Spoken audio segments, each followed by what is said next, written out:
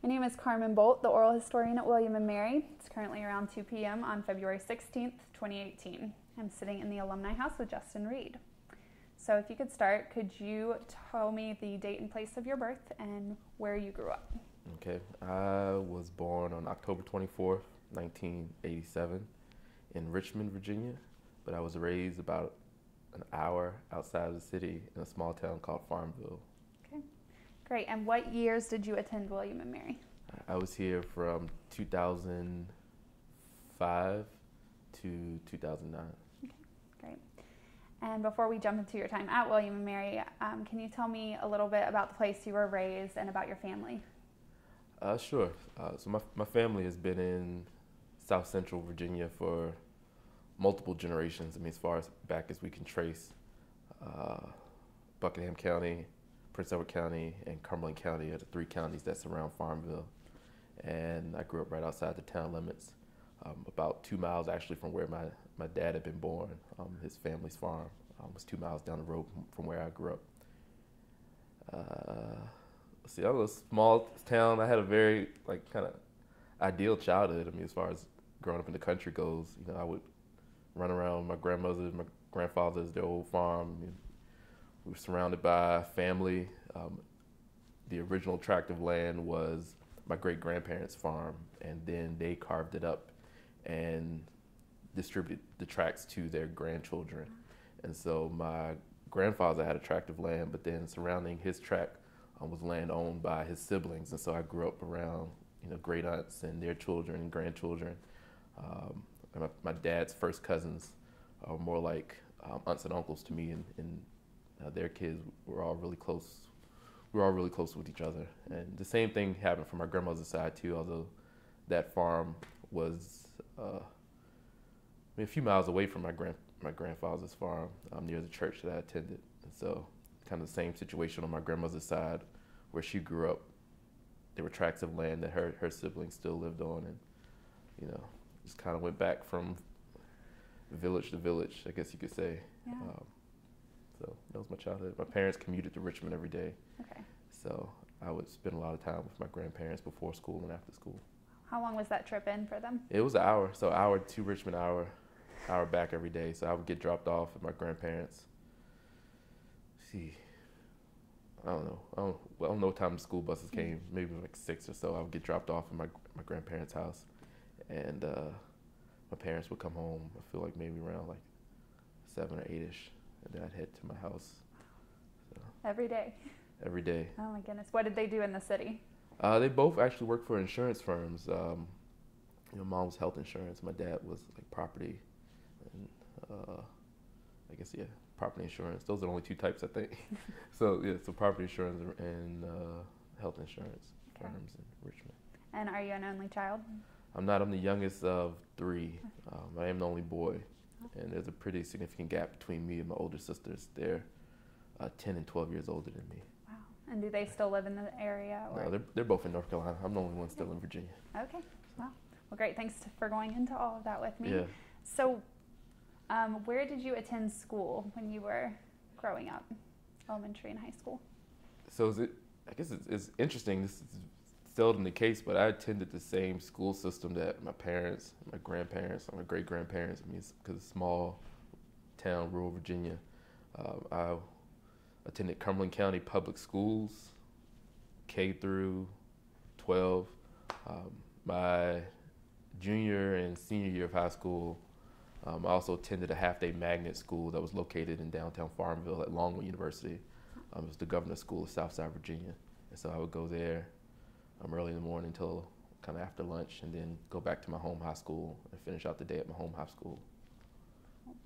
And when did you start thinking about college? Like, when did that start getting on your radar? When did I start thinking about college? I probably started thinking about college in elementary school because of my older siblings, like watching them go off to school. I think I might have been in kindergarten or first grade when my older sister graduated high school and went to college. So I think from an early age, it was already kind of embedded in me that I would attend college. I didn't know where I would go. Didn't know that I would come to William Mary. William Mary wasn't really on my radar for most of my childhood. But I knew it was something I would do. Both my parents had attended college, and one of my great-grandparents and even one of my great-great-grandparents who had been born enslaved had attended seminary in Lynchburg. He was a Baptist minister, so there's a long history there. Yeah, absolutely. So you said William Mary wasn't on your radar, so how did you find yourself at William and Mary? Yeah, I don't think William Mary was on a lot of kids' radars where I grew up, like in Southside Virginia, South Central, depending on who you ask.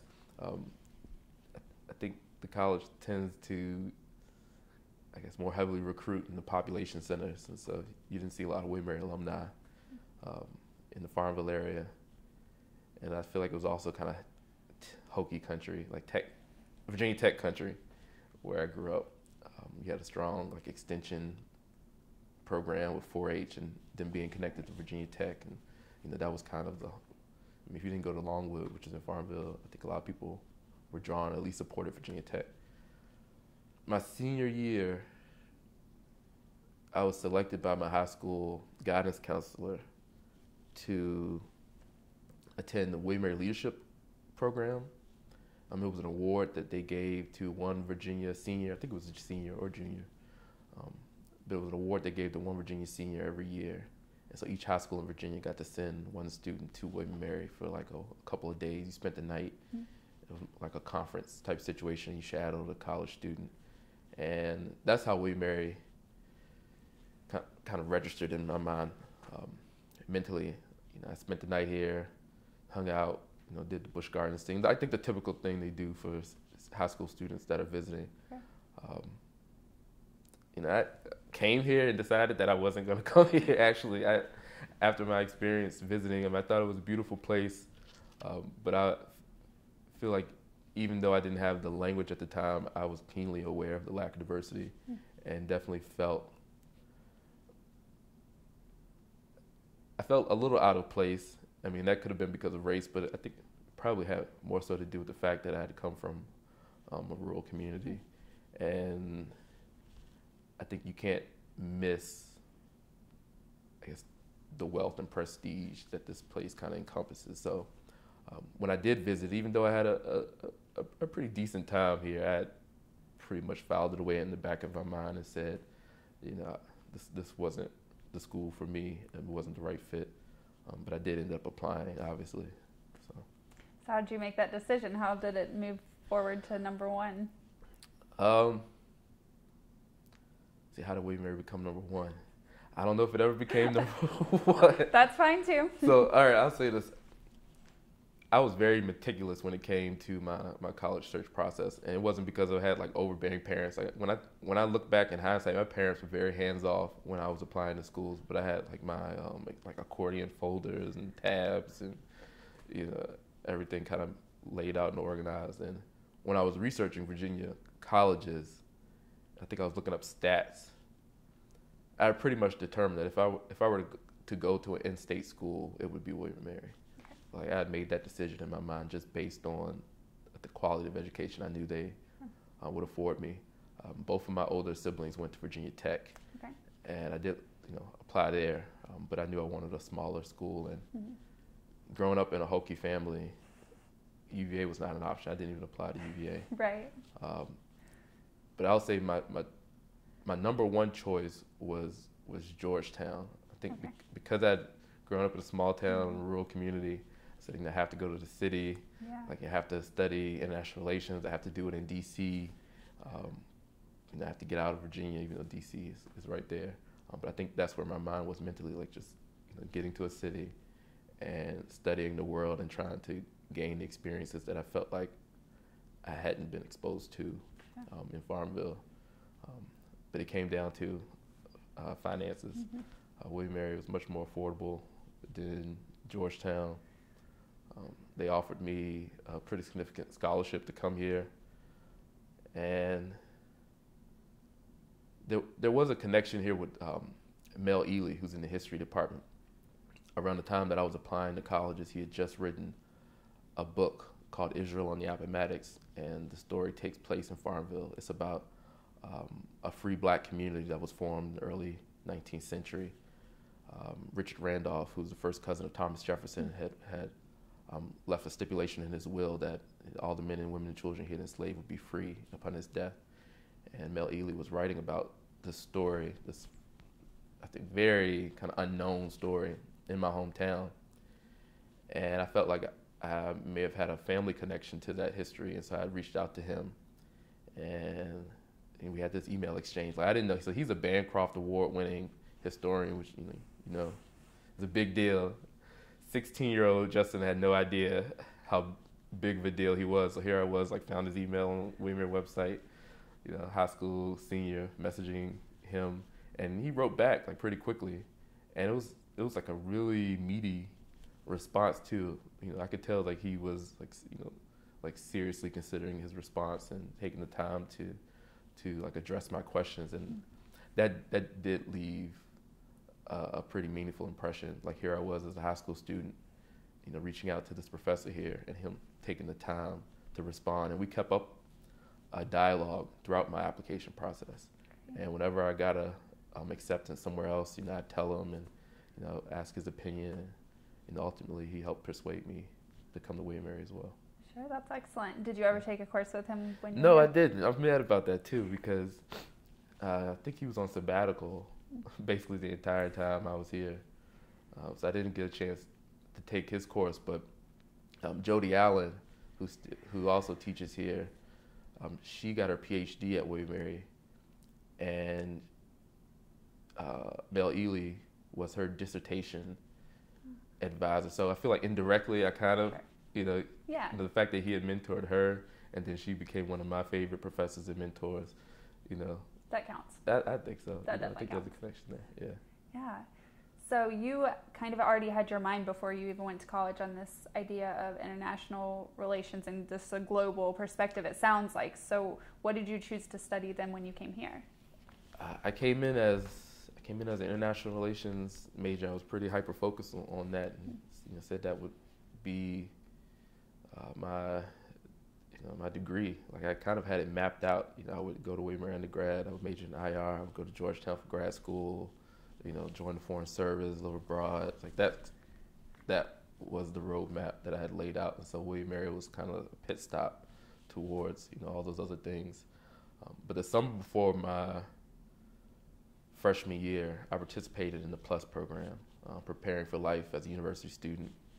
It's a bridge program for students who come from kind of underrepresented backgrounds or underrepresented communities, or who are first incomes students. So when I participated, it was I won't say maybe a 5-week program. It was long enough to the point that we were able to take a course during the summer. So I guess like maybe half of the summer semester. Yeah. And the course I ended up being signed up for was an American Studies course called Harlem and the Sin, that looked at like the Francophone Black experience around the world. And I did really well in that class. We were reading, I think James Baldwin and Franz Fanon and all these other like brilliant Black global literary minds. And I took that course in American Studies, and I think that really planted a seed, because even though I was focused on international relations throughout my entire college experience, I was taking U.S. history classes, I was taking American Studies courses, and ultimately I changed my major to American Studies. I actually changed it my senior year, and the American Studies professor, Professor Weiss, I'm blanking on her first name. Professor Weiss had worked it out so that I could go back and take the prereqs, because I had already done upper level coursework, and so American Studies was my official degree. Sure. And Africana Studies, I stayed with Global Studies at the time, which today is now Africana Studies. Right. Great. So that's probably a lot more than you needed.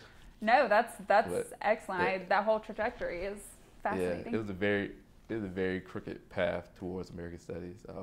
I studied abroad in France the summer after my freshman year, which was an incredible experience. I was, a couple of miles from the Mediterranean in an 18th century, renovated home. and it was French wine country, and my host family was incredible. And then the summer after my junior year, I had the opportunity to participate in William Mary South Africa study abroad program, and that was the first time William Mary offered its own study abroad program in an African country. And I studied at Cape Town. I'm at the University of Cape Town. And after I came back from South Africa, I pretty much made the decision that I would switch my major from IR. I guess I had been conflicted for a little while, but while I was in South Africa, I felt like I had felt so many or seen so many different parallels between the history and culture there, and the things that I had experienced or knew from my hometown and its history and things I experienced here. I almost felt guilty after leaving South Africa. Here I was devoting so much energy towards IR. I made a decision that I could make myself, I could be of best use kind of directing my energy domestically, inwardly. Sure. So I decided to switch. That's great. It seems like you took the things and the impact you wanted to have through IR, and were able to find. Yeah, and I'm in hindsight, I'm really glad I didn't have kind of a straight trajectory, because it did allow me to experience so much. I mean, it compelled me to go abroad and study abroad and to have these experiences. I had a chance to go to Tanzania, spend 2 winter breaks in Tanzania. I mean, it exposed me to students who I may not have befriended had I not been a part of kind of the international relations student community here. And so, I mean, to this day, a lot of my friends are African students, or African first generation, second generation, I should say. I was going to say African American, but then that gets confusing. So they're like African in the truest sense of the word. And the African Cultural Society early on in my college career definitely had a very formative impact on my experience at William & Mary. So, sure, I would love to hear more about that. Just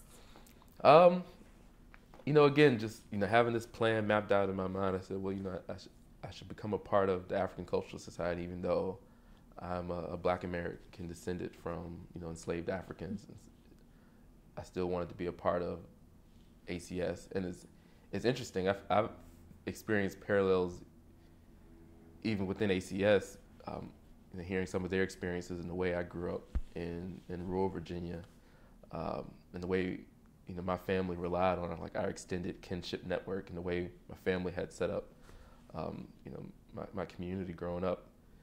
There were parallels from my experience growing up in rural Virginia and what some of my friends and the way their families had experienced the U.S. as immigrants and forming their extended communities of family members. And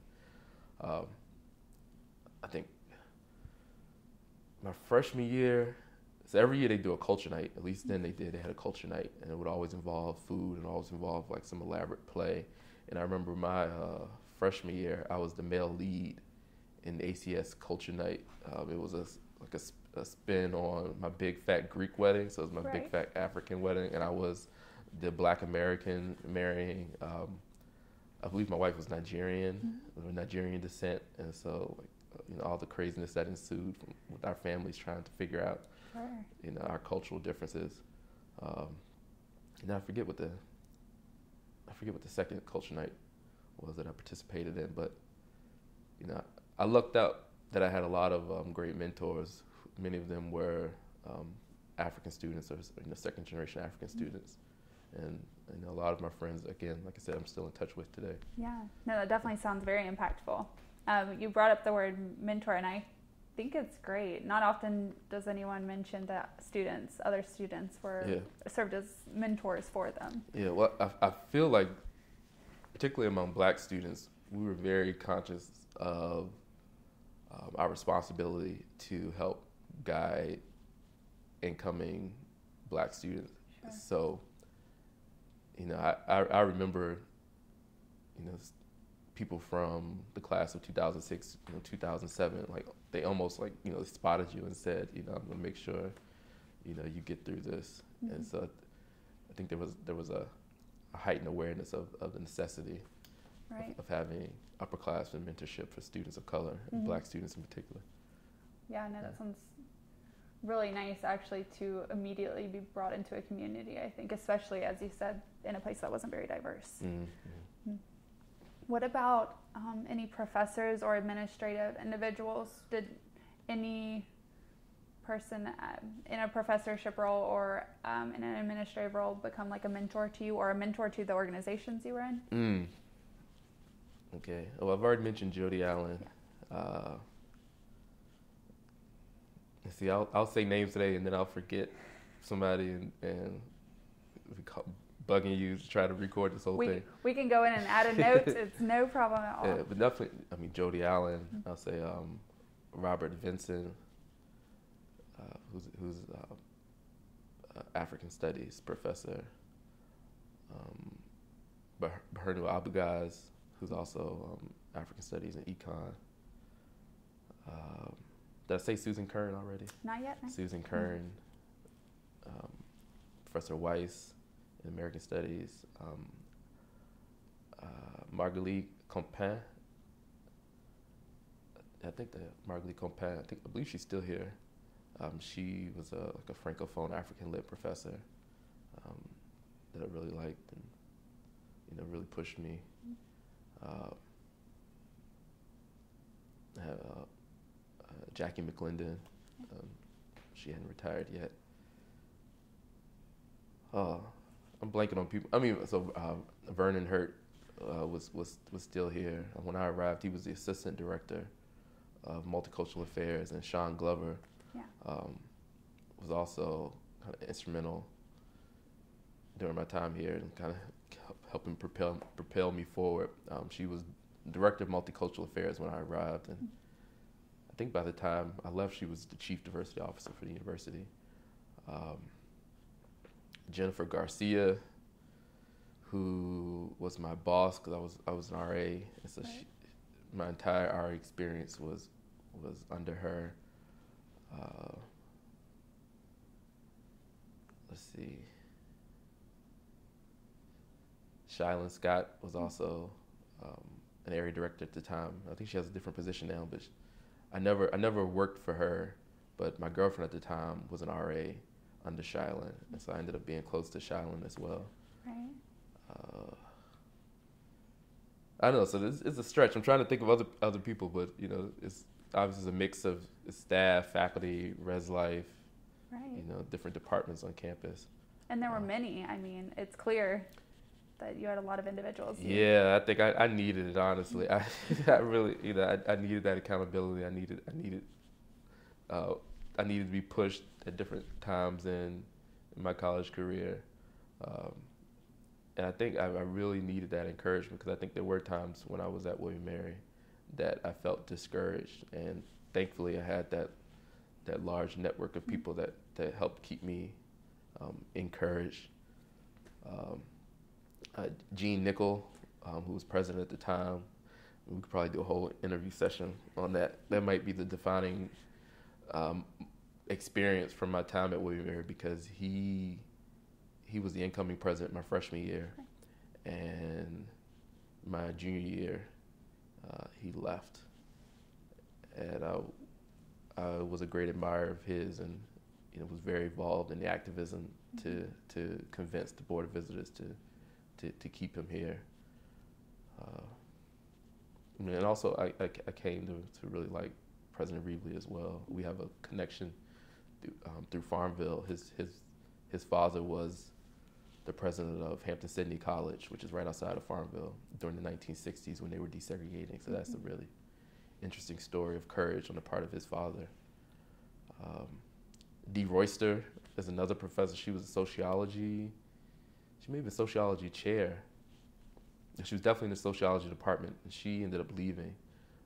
But I served 2 terms as NAACP chapter president, and she served as advisor while I was president. I mean, there's a lot of people here. This is going to the archives. I feel like I need to mention everybody. There's Ann Arsenault and Ginger Ambler. Who else? I'm blanking on a lot of people, but it's fine. We can truly we can always add in a note, or if you did want to do another. No, one. I will say. I mean, I was one of those students that definitely sought out, I guess, connections with staff and faculty administrators. I mean, I felt like those barriers shouldn't have been there. And one of the things I used to always do as NAACP president, we would invite kind of leading officials to our meetings to meet with, especially freshmen, like to have them understand very early on that this is your university. These are the people in leadership. You should not be afraid of them. You should feel comfortable approaching them. And if you feel something isn't right, you should feel empowered enough to advocate for yourself. And these are the people who kind of hold those strings. Right. So we were very conscious of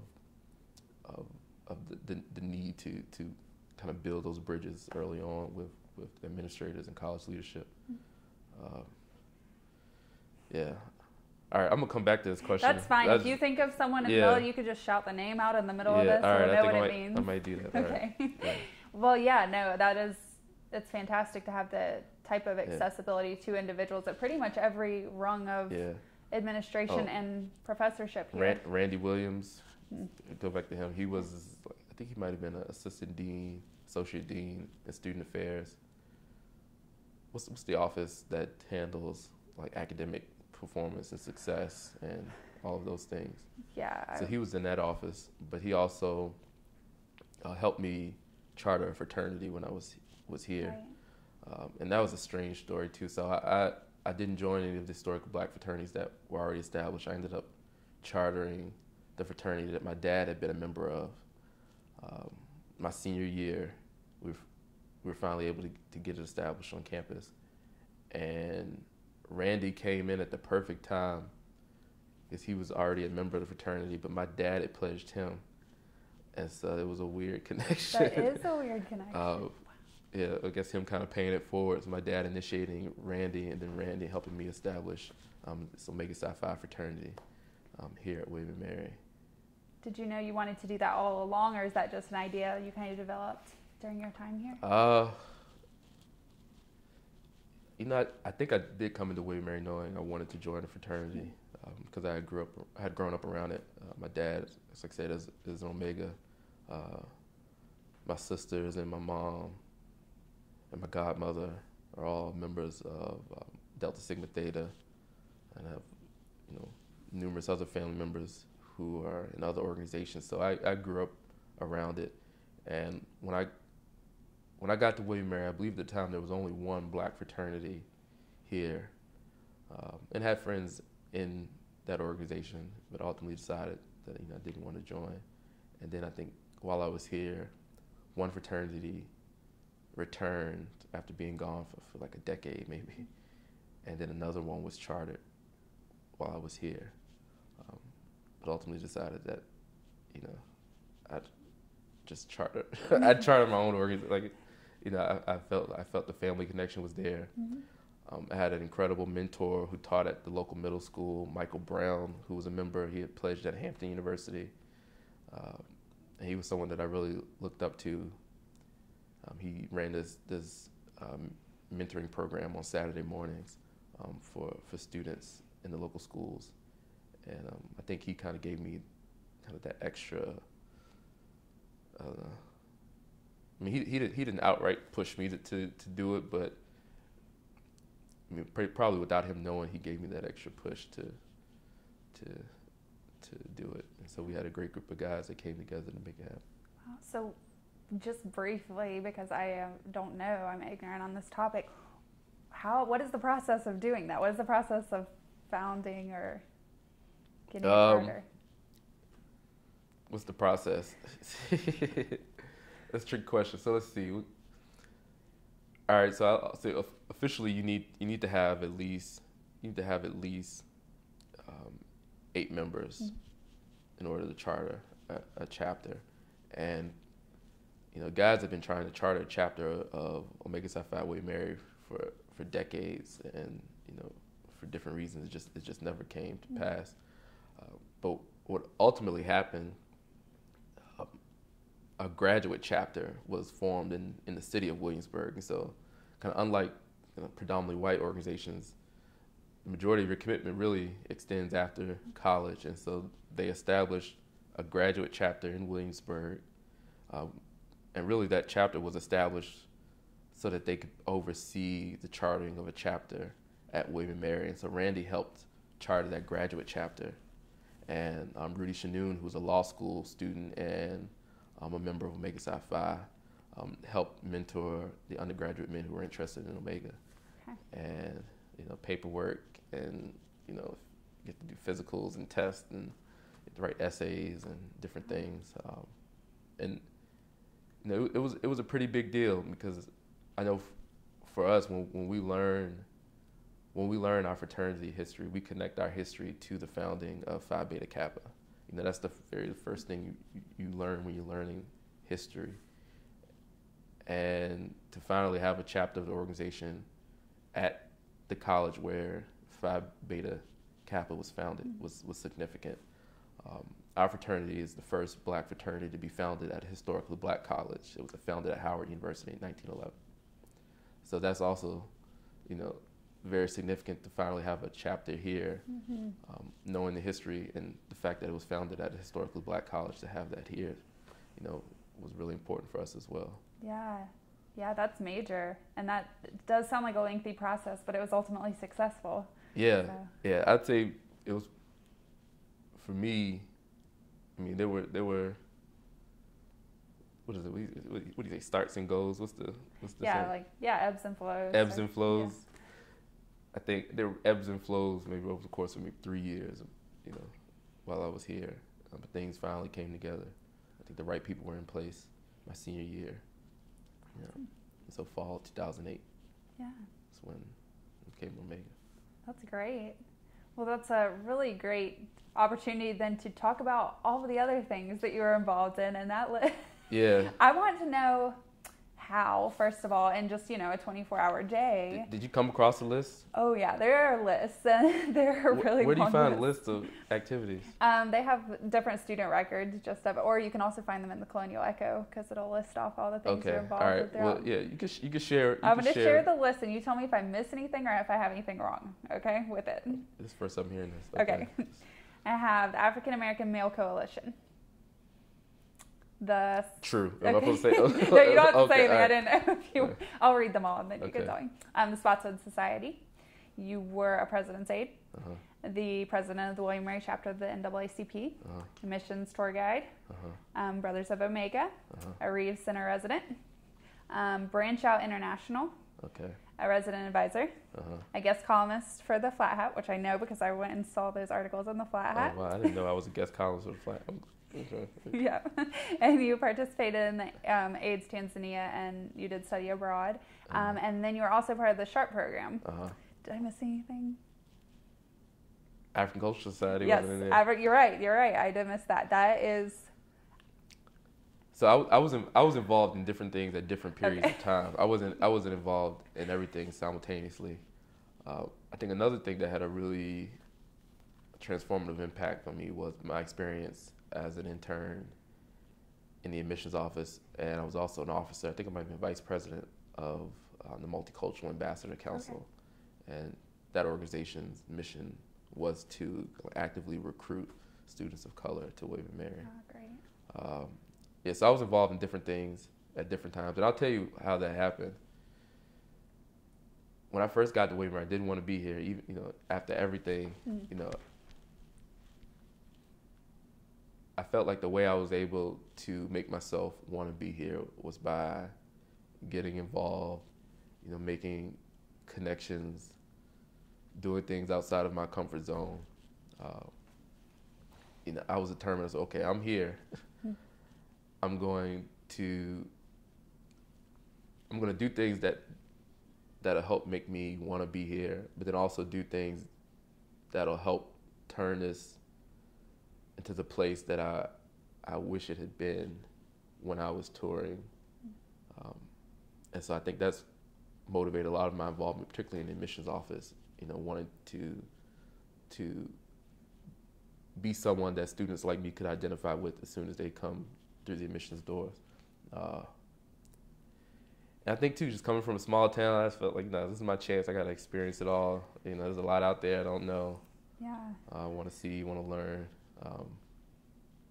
You know, in hindsight, I did too much. But, you know, I did have great experience doing those things. Yeah, definitely, I'm sure. And you said, well, okay, so you said your time in the admissions office was obviously very impactful. Yeah. Oh, yeah. Earl Granger. How could I? Oh, gosh, I hope he doesn't see We're this. going to tell, we're telling him you brought him up later. Yeah. Let me not.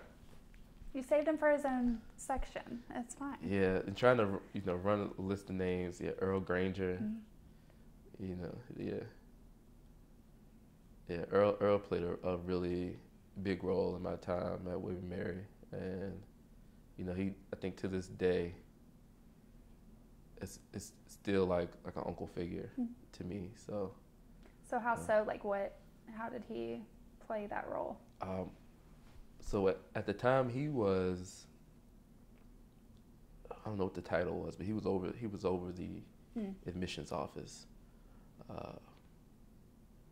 And you know, he just always took an interest in students and you know, ensuring that we were doing well. And you know, we just formed a bond over time, and you know, still stay in touch with him to this day. So he played a really big role in my time. He was just a great mentor. I mean, he was a member of another historical Black fraternity, but I always said that if I hadn't become an Omega, I may have possibly, on a really good day, considered, you know, his organization. Because he was such a great mentor to me while I was here. Sure. So, yeah, Earl Granger. Yeah, dang, I got a mission. There's a lot of admissions people too. So there was Henry Broadus was in admissions when I was there. Incredible guys, you probably know. Kaylee Cote, she's no longer there, but Kaylee read my application because I know she read my application because she sent me a note. She sent me a note after I applied to William & Mary. Just like a really nice personalized note, just telling me how much she really appreciated the essay that I wrote, which was a poem about my family history and connection to Virginia and really to the college. Yeah, Kaylee or Randy was there. So Randy graduated in 2005. They always seemed like he was a lot older, and he ended up being a dean of admission as well. Deborah Basket. I don't know if Deborah's still there. Yeah, I should say everybody in admissions. You know, they were great. So. Yeah, it sounds like that your time there. Well, your purpose for being there, but also your time there was just impactful to you, and probably likely to many others who did see you when they walked through the doors, or who did get to interact with those individuals in admissions. So were there any other of that very long list? Were there any other organizations during which like your time with them stands out to you as extremely impactful or meaningful?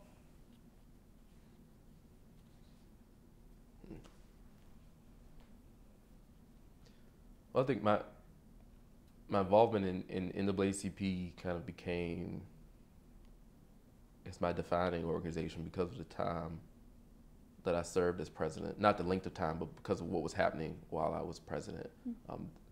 That was when everything was happening with President Nickel and people being uncertain about whether he would continue or whether he'd be fired. And the NAACP really became a leading voice in organizing the campus in support of President Nickel.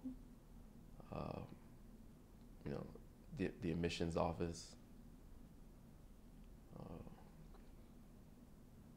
serving as a presidency, like being able to you know, honestly share your thoughts with individuals who could immediately make a change.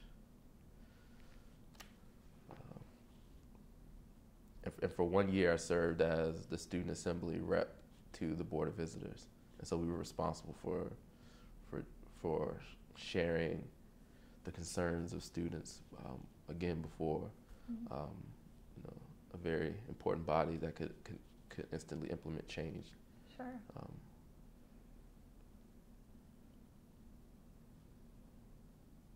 Yeah, those probably those things. Yeah, definitely.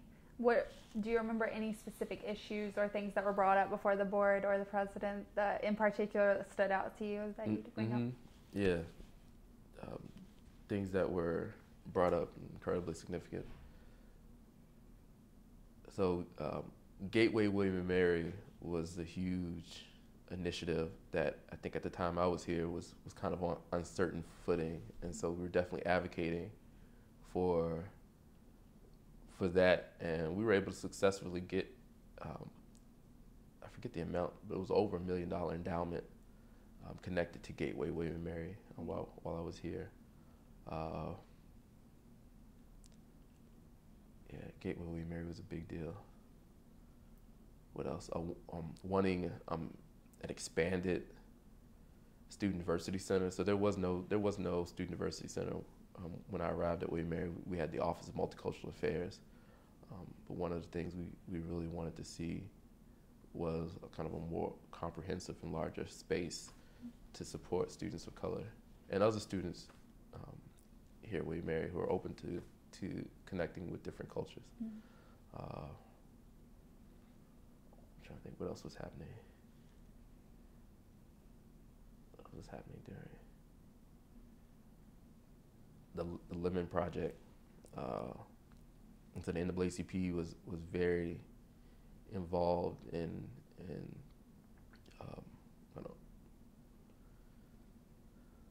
I'm not demanding. That's a strong word, right? Not everybody likes that word. So they were advocates. Yeah, we were advocates, and it wasn't just me. Like again, upperclassmen mentors who had also served as officers of the NAACP were really vocal, and I felt like after they graduated, it was important for me not to let the conversation die down, and I do feel like the nickel controversy presented an opportunity to get the Board of Visitors to commit to that work. And so that during that window after he left, we made sure that we expressed that this is your opportunity to prove to us that you still care about the things that President Nickel cared about. President Nickel was known to be a champion for diversity, and here's your opportunity to continue these initiatives. Will you do that? And we publicly asked them those things and gave them the opportunity to stand up and express their support for that. So the Lemon Project, Gateway William & Mary, and the Center for Student Diversity were three big things that came about during my time. Definitely. And if you don't mind, and of course we could do another interview on this if you wanted, but I do want to just touch on the Gene Nickel controversy and kind of everything that happened at that time, because it was a really tumultuous time for William & Mary, but also you were quite involved, as you said, with advocating for him and his position and the things he believed in. So do you mind just giving your perspective on kind of what was going on at the time and your involvement in that? Yes. You need a drink of water first? I probably should. Just to prepare. Okay.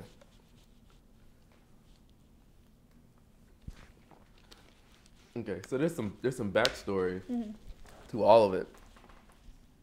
There was some racial strife on campus, and I think there was a period of time, I guess maybe it was 2004, where students of color felt very marginalized, like more so than ordinary. There was the campus bake sale that I think was the Sons of Liberty has set up this, I guess you could call it a protest to demonstrate why affirmative action was problematic. So they had this bake sale in the middle of the student center where they charged different prices based on your race.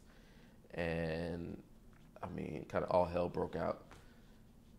And a lot of minority student activists felt as if the administration didn't really respond the way they would have liked.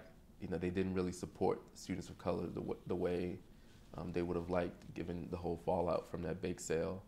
And I think that definitely led to President Nickel being hired, because here you have someone who was a civil rights attorney, and he could speak to these issues and help unify the campus.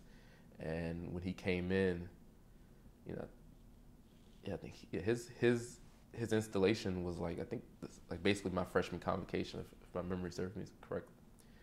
And so he came in the same time that I arrived at William & Mary, and he came in saying all the right things, and especially for students of color and LGBT students, and I'd probably say women as well. He was saying the things that for so long, these marginalized groups wanted to hear from leadership. He said the right things when it came to diversity and inclusivity, and ensuring that everyone at William & Mary felt as if this was the place for them. And of course, me coming in not wanting to be here, I was like, okay, this is music to my ears, because you're gonna transform this place. Let's go. That's kind of how I felt. And he really connected with students and was able to inspire us in ways that very few college presidents are able to do. And so when we started to get wind of kind of the rocky relationship he had with the Board of Visitors, we were really concerned. In an effort to make the Wren Chapel more inclusive and historically accurate, he made the decision to remove a cross that had been gifted to the university.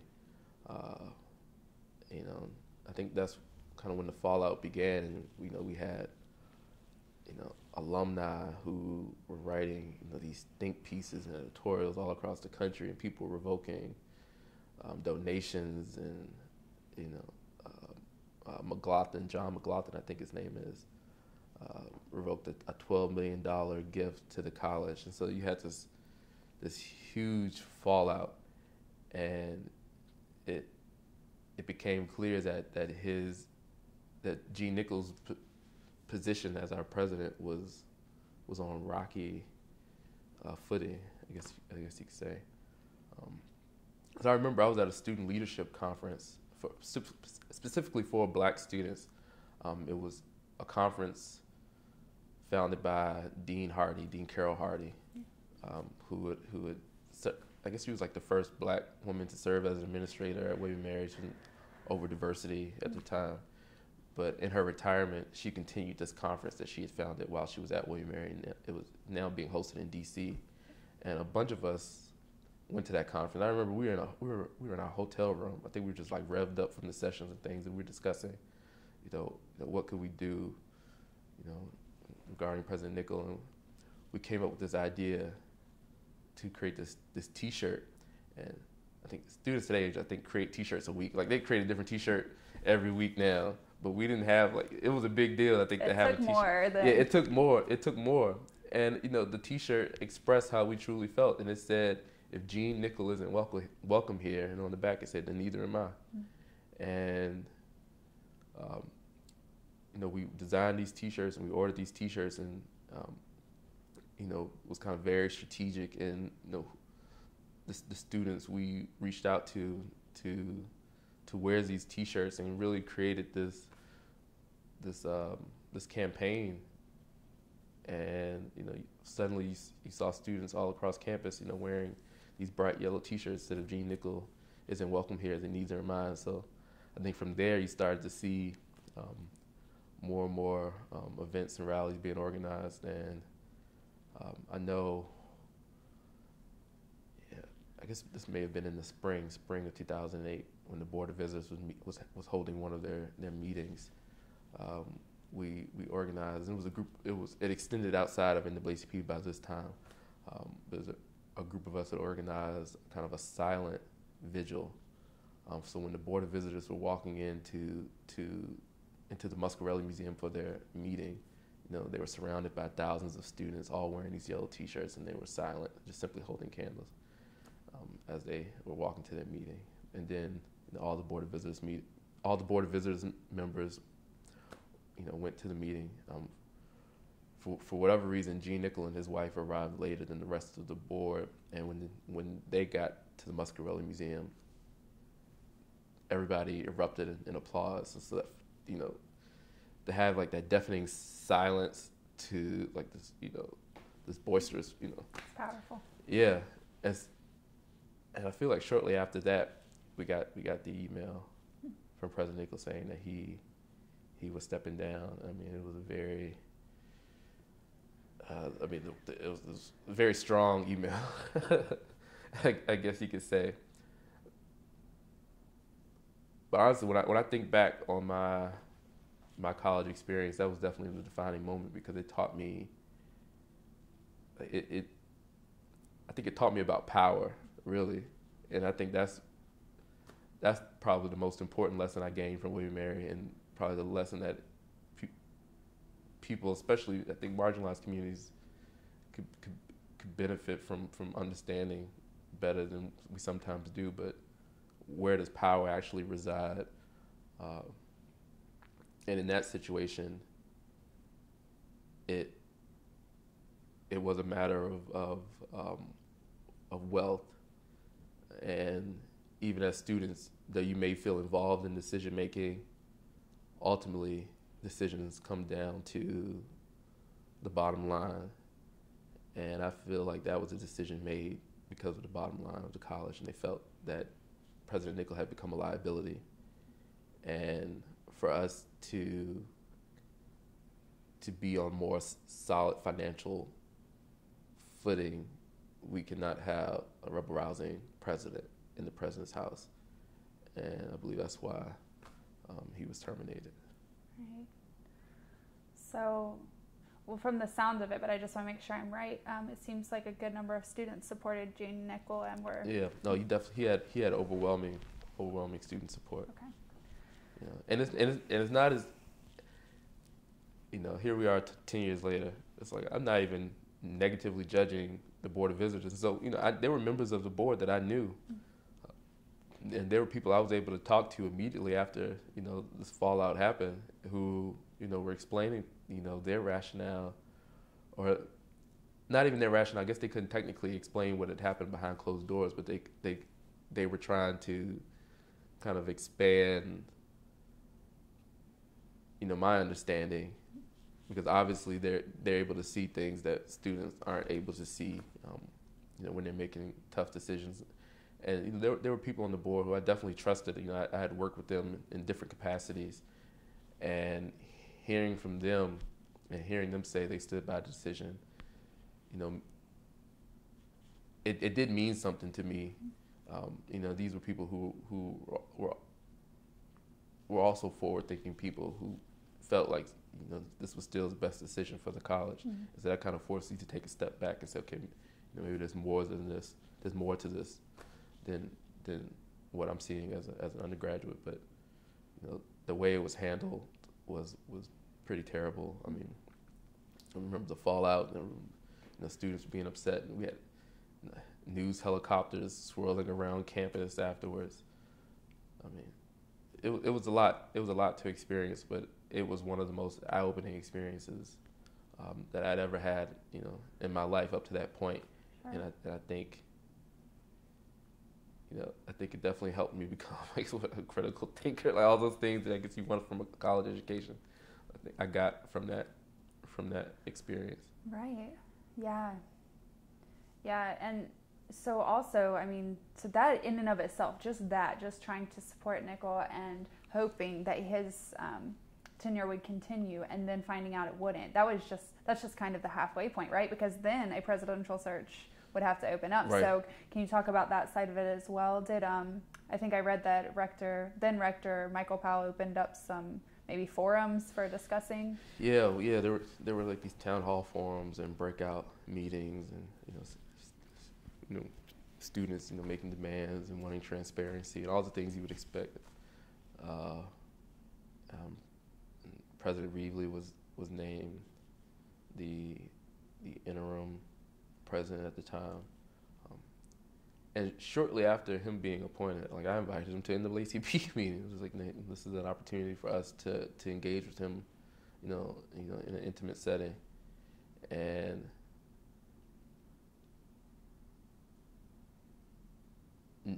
finding out President Reedley's family history,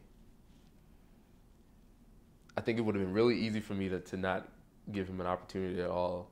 But knowing what his family had done in my hometown, I think kind of really helped me open up to the possibility of saying, okay, we can deal with it. We can work through this. This isn't the end of the world having President Reid in office. Like I said, his father had been instrumental in integrating Hampton-Sydney College. His mother operated an integrated preschool in secret. And Prince Edward County, Farmville, is notorious for its civil rights history. I mean, schools were closed for 5 years in Prince Edward County. And so here you had, the Reid family at that time doing things that weren't just unpopular, but, could cost you your social status, could have economic repercussions, could have, repercussions beyond our imagination, and they were doing things that I felt were right. And so, fast forward, here's another Reid. I said, okay, the Reids aren't so bad, yeah. Was that opinion shared by most students, though, that you knew at that time? I honestly can't say. So, that all went down my junior year, spring of my junior year, and then my senior year, I feel like I was a little aloof, honestly, because that was the year really focused on chartering my fraternity, and so I felt like I was kind of disconnected after that. And I also felt like I withdrew some even after everything had happened. I spent kind of those 3 years like really building up William & Mary in my mind, as this place, that has the potential to change quickly, I guess. But everything that happened with President Nickel definitely kind of brought me back to reality and made me realize that change is very difficult and has consequences, and not everyone is going to like change. So I can't really speak much to the aftermath. I feel like I was slightly checked out after that, and actually I was checked out in many ways. I think it was in that year that I learned the value of talking to professionals and the importance of mental health. I think there was a lot of things that I had to kind of grow into because of that experience. Sure. Yeah. Yeah, especially because it sounds like, from what I'm hearing, when Nickel came in, he was advocating for a certain thing, and that was a change in a positive direction. Mm-hmm. And for years, you saw it moving in that direction, and then to have it just right then and in a moment. I mean, obviously, it was more the moment, but in a moment, to see that halted and maybe even feel like that was being reversed in some way. Yeah, absolutely. So, well, we're about to come to the end of Reid's tenure now. So, if you would, if you want, do you want to reflect back on just what his impact has been? Of course, you're seeing that as an alum. Yeah, I mean, so I had the experience of being a president's aide under both presidents. I feel like not many people had that experience, which is really strange. And I will tell you, after everything was going on, I felt like maybe I should no longer be president's aide. And I had talked to Sean, Dr. Glover, and I said, I think I'd probably just resign and kind of leave that. It's fine. I'll no longer have to be a president's aide. But Sean encouraged me to continue on. She told me, and I still remember this to this day, and I reflect on it at different moments when other things arise. But she said, never give up your seat at the table. She said, never give up your seat at the table. And I remember her telling me that. And so I continued in my senior year. I was still a president's aide. Yeah. And Reid and I, we've stayed in touch over these years. I'd even say we've grown to be friends to some extent. I mean, I've invited him to Farmville for different occasions. I was working in Farmville as a civil rights museum director, and he's participated in different programs that we've had. His son is now president of Longwood University, which is in Farmville, so right next door to the museum where I used to work, and the museum is now a part of Longwood. So there have been different opportunities there where we've connected. So I've definitely stayed in touch. I've brought colleagues to Williamsburg, and kind of last minute, like he's graciously welcomed them to the president's house and spoken to him and different things like that. So very different styles, very different vocabularies. We talk about Gene Nickel and President Reed.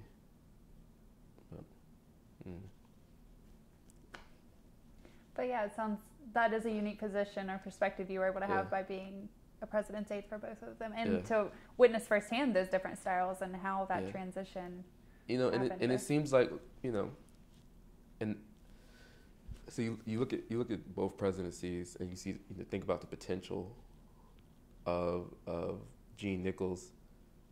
I mean, the argument could be made that Reed, has been a better fundraiser. He has helped put William & Mary on a more solid financial footing. He is successfully leading, what is the campaign called? Oh yeah, the Now Tomorrow. What's the name of it? It's the For the Bold campaign. For the Bold. Hey, the Now Tomorrow can be the next one. Okay, that sounds good to me. Okay. So I mean, he is successfully in For the Bold. So I feel like economically, right, William & Mary is better positioned. But I do feel like something was lost when President Nickel resigned. He wasn't fired. He technically resigned, right, when he found out his contract wasn't being renewed. But I think we lost something culturally as an institution when he left. And I think now, given everything that's happened and the struggles that marginalized students still face today, and perhaps in some cases even more so, I wonder what the campus climate and culture would be like with the President Nickel leading the institution. And a lot of it is generational. I mean, he was a different generation. Yeah, it is interesting thought experiment to think what it would be like even if Gene Nickel came in now. Yeah, right, exactly. I mean, I feel like the students today are dealing with issues that were much more under the radar even when I was here. I mean, we had a very vocal LGBTQ presence here at William & Mary, but I think their political influence has definitely grown in the past decade. Nobody was talking about, well, maybe in sociology classes, of course, but the whole concept of intersectionality was not really being discussed then the way it is now. Like, I remember seeing a web series that a student has started here, like a recent student, called The Real William & Mary on YouTube. And I saw that and I was blown away just by the way the students were talking, because they were having conversations that I feel like I'm just now really starting to have as, a 30-year-old. They're able to articulate these things, as 18-year-olds. I was just really impressed, but it also spoke to the fact that not everything has improved, and in some cases things may even be worse. And it does feel disheartening when you see students dealing with issues that were being addressed, or you thought were being addressed when you were here. Right. So. Yeah. So kind of while we're on this, this side of things, I want to. I'm all over the place. No.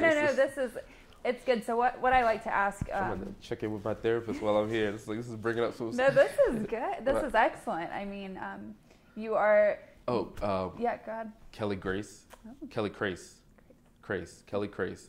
He's now, I think, like vice president of wellness or something like that. Okay. When I was here, he was, I think, like director of the counseling center. Okay. So I have to give a shout out to him, especially mentioning mental health. Sure. He was a great influence on me as well.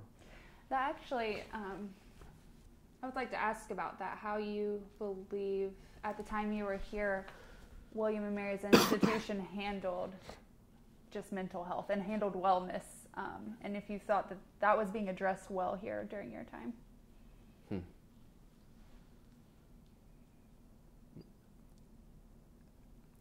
As far as mental health, mental wellness, when I was here,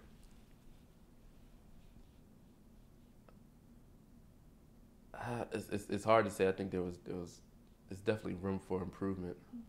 You know, when I was an undergrad, I think right now there's a new center, like a student wellness center. Yeah, it's being built under construction. And so when I was here, you know, it was in the basement of below, I think, the student counseling center. And I'm seeing initiatives now that I wish had been in place when I was a student here. I see this greater awareness of neurodiversity now that wasn't even discussed when I was a student, or if it was discussed, I wasn't aware of it. And I was pretty involved, obviously. If something was being discussed, I would probably know. But there's a greater awareness of neurodiversity right now that I know would have been beneficial to me when I was a student, because I do have a different learning style. You know, I think there are initiatives underway to remove the stigma for students of color to seek mental health services, because I think when I was here, I feel like it wasn't discussed as much, but you know, I have white friends and white colleagues who talk about counseling like it's going to the grocery store. And that's not how I was raised at all. There was still a lot of stigma associated with seeking out professional help. And so when I finally did, it was after having to kind of work through a lot of kind of cultural baggage that said that wasn't the appropriate thing for a black male to do. And I feel like people are more vocal with the need for students of color to take advantage of these resources, even if culturally we may be raised to say, you know, that's what white people do, or, you know, only white people have those types of problems, or, you know, you might be weak, or whatever else is said. There are a lot of reasons for that. And I think it's going to be important, this new space. I'm really glad to see that, because, you know, what was being offered when I was here was inadequate, I think, for the students who needed it most. If you're already dealing with, you know, whatever challenge, every step is difficult, and we have to do a better job of making these resources as easy to access as possible. So I see improvement, you know, but also it seems like the issues are much more complex, because now it's no longer, you know, an issue of depression, but it's compounded by, you know, it could be, you know, sexual identity, it could be, I mean, class. There's like the you know, multiplicity of issues that these counselors have to be, you know, prepared to address. So I don't know, maybe the verdict's still out, but the colleges everywhere are dealing with it. I mean, it seems like at least now the students who are coming through college now are much more open about seeking counseling services, which is a good thing. Yeah. That in particular, I like to ask that here at William & Mary, because take out just the difficulties and the stress of being a human who is dealing with human things of any variety. You're also coming to an incredibly, like, academically strenuous place where they're, you know, so a lot of pressure to perform, a lot of pressure, I think, for people, you know, a lot of concern about resumes and titles, and, you know, positioning yourself for future opportunities and competitiveness. But there was one initiative that I caught wind of recently out of student affairs, kind of emphasizing the fact that you can make a contribution without a title. And I thought that was really nice to see. You don't necessarily have to hold an office to be impactful. Yeah. I think more people need to take that to heart. Definitely. Yeah. That's positive. I hadn't heard that yet, Yeah, but that's I really... forget the name of it, but I know definitely. I'll look it up. Yeah. You have the connections. You should just send these along. Send them along via email. Never mind. I should be aware of it because I work here. So,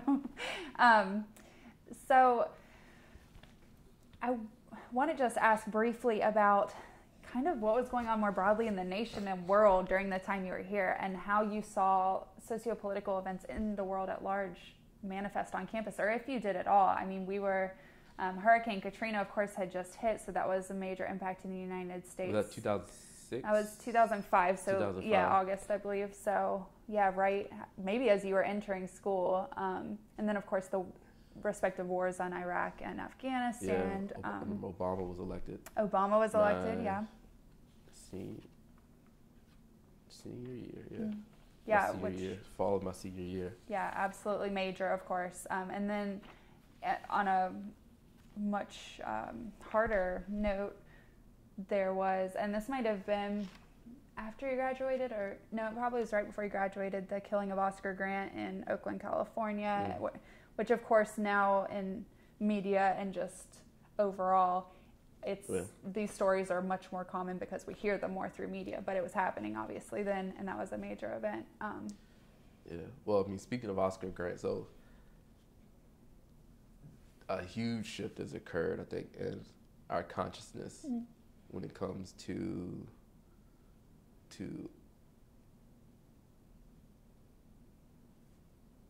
I mean, I guess it means police brutality, police killings. That was not on our radar at all when I was a student here. I mean, you know, there could be multiple reasons for that, because it's not as if it wasn't occurring then, but I mean, technology was different.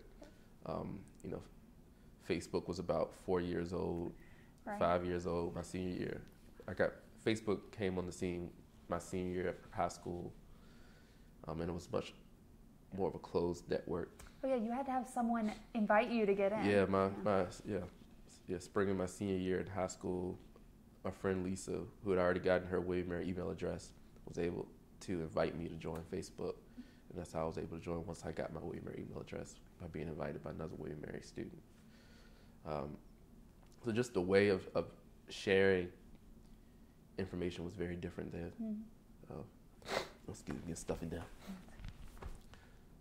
So the awareness wasn't there the way it is now. What was going on? What were the major issues? Like I do remember hosting events about Hurricane Katrina. And there was a group of students. I unfortunately couldn't join them, but there was a group of students who went to New Orleans to help with relief work when I was here. I mean, one of the biggest moments for me was really the election of President Obama when I was a student here. Like I do remember kind of like the chaos that ensued after he won. Like I think I might have been RAing in Monroe at the time, but could hear like all the craziness happening in the sunken garden. Yeah. And I don't know, it was a little bit of a blur, I have to be honest. Because I remember going with friends to Wawa. I think we bought like bottles of Andre. It was a celebration. Oh, maybe I didn't buy the bottle. Maybe I didn't even have any of the Andre actually. But there was a lot happening, and then I ended up like celebrating in sorority court. Like that's all I really remember from that night. It was, there was a lot of excitement surrounding his election. Yeah, what else? It's crazy because I'm trying to think about like what was going on in the world, and here I was, an IR major, but I'm having trouble thinking about some of the defining moments of that era. Sure. That's what 2005 to 2000. Yeah, 2009. I mean, we know the war. The war was going on. And I think today people are a lot more critical of why we're there, but I feel like when I was a student, you know, to express criticism, to not just be very overtly patriotic was viewed as I don't know. It would have been, you would have definitely been, I think, in the minority if you express. I mean, obviously there were people who didn't support what was happening, but like when I was here, I think people like they had an event every September 11th. It was like, you know, hundreds of students would come out, and I think there were like flag T-shirts involved, and there was a lot happening I can't imagine students today would do. Right. It's like almost like this blind patriotism, and I feel like students today are, I think, a lot more critical of those types of acts. Yeah, I guess because, I mean, it was still for us so fairly recent. Most of us at the time were probably in middle school or high school when 9/11 happened. So Definitely. you know, it definitely etched in our mind. I guess a lot of students carried that with them into college. Yeah, that makes sense. And you saw that happen in kind of the commemorative efforts. Yeah. It's wild. It's been 10 years.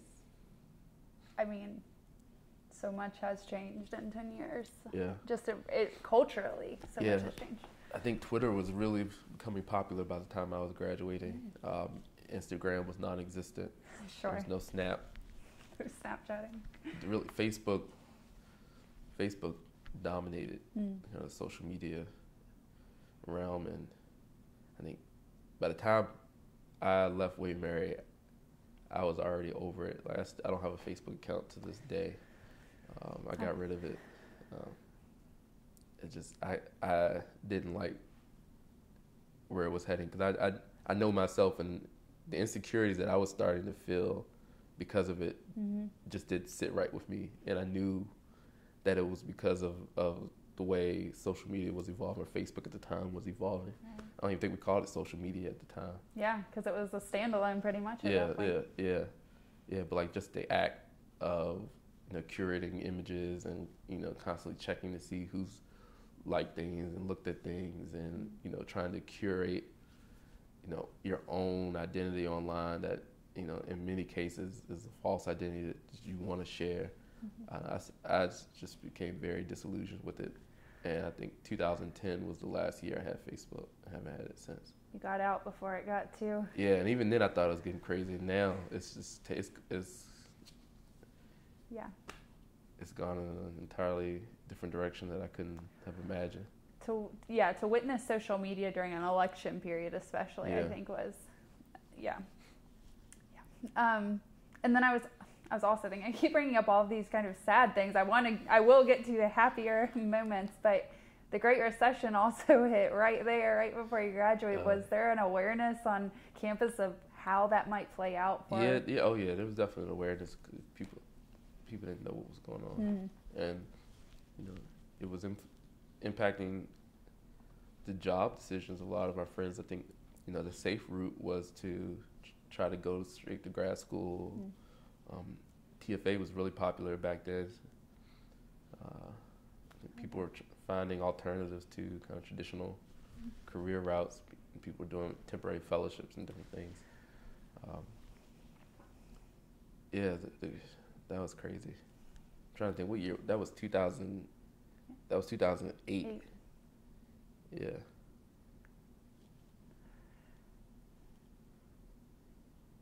Yeah, I'm trying to think. It was 2008. There was a lot going on, though. For me personally, so 2008, 2009 for me is a pretty significant blur in my memory, honestly. And I think a lot of it has to do with like I said, getting the fraternity off the ground and being like hyper focused on that. But I think in hindsight, I can look back and say that my relationship with Weimar did change after everything happened with President Nichols, so I was a lot more checked out. Sure. My senior year. Yeah. So there was a lot happening that year, and I was having relationship problems. There was a lot happening though. All the stuff. And a little bad breakup there. Yeah, senior year drama. 18-year-old. How was 20-year-old senior. Yeah. All the things. And then of course you're thinking about what's next, I'm sure. Mm-hmm. And I do want to get to that as well. I know I've kept you on this will you marry topic for so long, but that's good. It's what it's about. But I want to kind of switch gears and ask about just really positive moments or anything in particular that you found fun or did for fun while you were here that you want to put on record.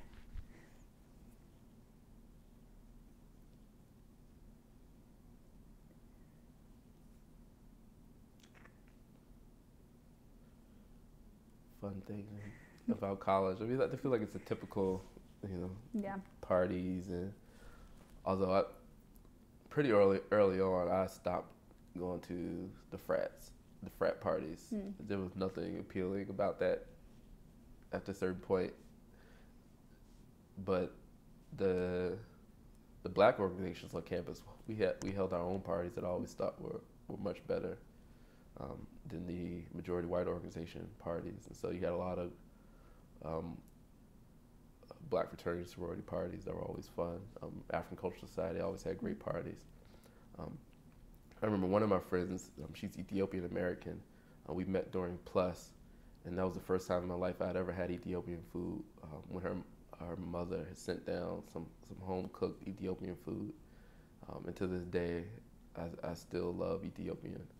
And I remember there was one, I don't know, maybe I was working at the admissions office. For whatever reason, the African Cultural Society was having an event.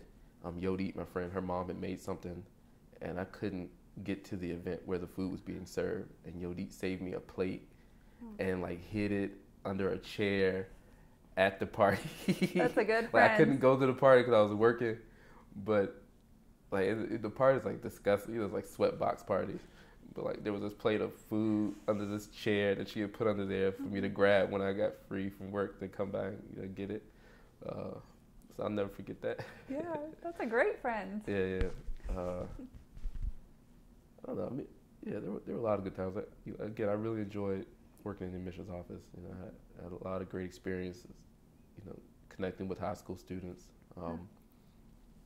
The Saturday morning program I mentioned earlier. Mike Brown, who was a middle school teacher.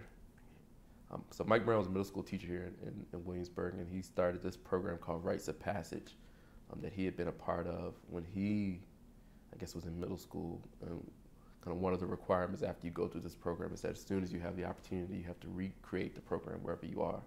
And so it was this early Saturday morning, to see the number of students we were able to convince to get up that early to go every Saturday morning was incredible. And it was, it was a mentoring program. It was kind of a recreational program because there was a component focused on physical fitness, so the students were exercising. They would have breakfast during the program, and then typically each Saturday had a topic, or it could be contemporary events or other issues, but the students had the opportunity to break out into gender-specific groups, which today I think would probably be problematic. But back then, again, it wasn't on people's radar the way it is now, the non-binary nature of gender identity. So anyway, we would break the students into groups, and, the guys will have the opportunity to kind of discuss the issues, and, the young ladies would break off and, have their opportunity to discuss things that they felt, were relevant to them, and bring them back together. So, I mean, it was an incredible program. And I feel like there were some Saturdays where we had maybe 40 students coming out. Again, we would have a caravan of cars from campus. People would carpool, and we would leave. I feel like maybe around 8 or so in the morning, which is early again for Saturday morning after a Friday night. 8 a.m. is early, and that was one of my favorite experiences here at Weimar. Yeah. Trying to think what else. Pre-Kwanzaa, I really enjoy pre-Kwanzaa every year. that was an event that I think it was the Office of Multicultural Affairs hosted, but the Black student organizations, or Black cultural organizations, because you could be of any background, led the organizing of pre-Kwanzaa. It was just like incredible showcase of talent. Like, you know, people who could sing would sing. You know, if you were, you know, a pianist, you would perform. Greek organizations would step and do different things. But I can't remember what year it was. So it's always emotional. And at the end of it, people have the opportunity to speak. Like, you can reflect, you can say something. There was one year, because if it's a large crowd, I typically won't be the first person to raise my hand. But there was one year I decided to speak. And I don't remember what I said, but I just know I was in tears. Like tears to the point where I was like having trouble like articulating anything meaningful. No, I don't know. I wish I could remember what was going on at that time, but I know I needed that release. Something was said. I don't know. It just hit me, and it was just kind of like, you know, this flood of emotion came out, you know, in the Commonwealth Auditorium, which was like standing room only, and here I was with the mic, like crying into the mic. So, you know, that happened. That's an awesome platform, though, to have the opportunity to reflect. Yeah. Again, I think, you know, it was a time for people to share. You know, there were definitely other people who shed tears during that event, but, you know, I guess it was always at the end of the semester, and I guess in many ways it was like this really affirming experience, and it also provided you with this emotional release. Sure. So in many ways it was like a large group therapy on campus. Yeah. So I'm sure other things will come to me, but that's what comes to mind right now. Yeah, great. So I do want to shift to your trajectory post William and Mary, and I should have brought this up when we were on the previous topic about just some difficult things going on, but I want to bring this up before we switch to your trajectory post. I was reading some of those guest columns that you had in the Flat I forgot Hat. about that. So go ahead. Yeah, curious to hear well, what I was writing about. Well, just several different ones. I think one actually did end up expressing the NAACP's support of Taylor Reevely during the interim, and appreciating how he was trying to help heal the college and lead toward reconciliation. And then another one, well, the initial one was discussing holding a rally in support or opening a conversation up about the Agenda 6 from the situation in Louisiana at the time. Now that one at the moment I think was just basically a call for like to get individuals together. Agenda 6, that was a pretty big deal. I remember. Yeah, but then there was a community member who responded. Yeah, I've forgotten about Agenda 6. Yeah. Sheesh, yeah. That was crazy. Well, if you don't want to talk about it, we don't have to, but I did note that was something quite controversial that did come up in articles. Yeah, can you refresh my memory? Sure. So essentially, I think it was the William and Mary chapter of the NAACP, but I also think maybe the Williamsburg chapter, and different speakers and all came into this rally and I don't know if I have the verbiage right, but essentially the idea was to express support and solidarity. It was alleged. Happening. We didn't know. We don't have facts, and so these young students, in Louisiana. Yes. I'm trying to remember the situation, but it was like it was egregious, like the way they were, the retribution they were experiencing for getting into a fight. I think. Sure. Yeah. I think there were 6 that were had gotten in a fight with a white student who then I think they actually continued to go about their day, but the charges that they tried to bring up were attempted murder charges at some point, and so there was a student here. I'm trying to remember what happened. There was a student here that basically, I think he essentially said like, "Y'all overreact and get over it." He used some terminology that I think was offensive in saying that he was disgusted in the actions of you and the NAACP and the support you were offering based on all of that. And so, it seemed like that was a big moment. I had forgotten all about that. Wow, yeah. I did my research. Yeah, seriously. I guess that might have been my junior year, I think. What year do you have 2007. Yeah, 2007, 2008. It was junior year.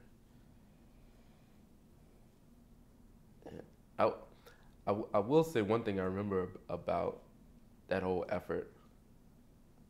I mean, I guess right now I kind of question the amount of good it did, or is it like any long-term out?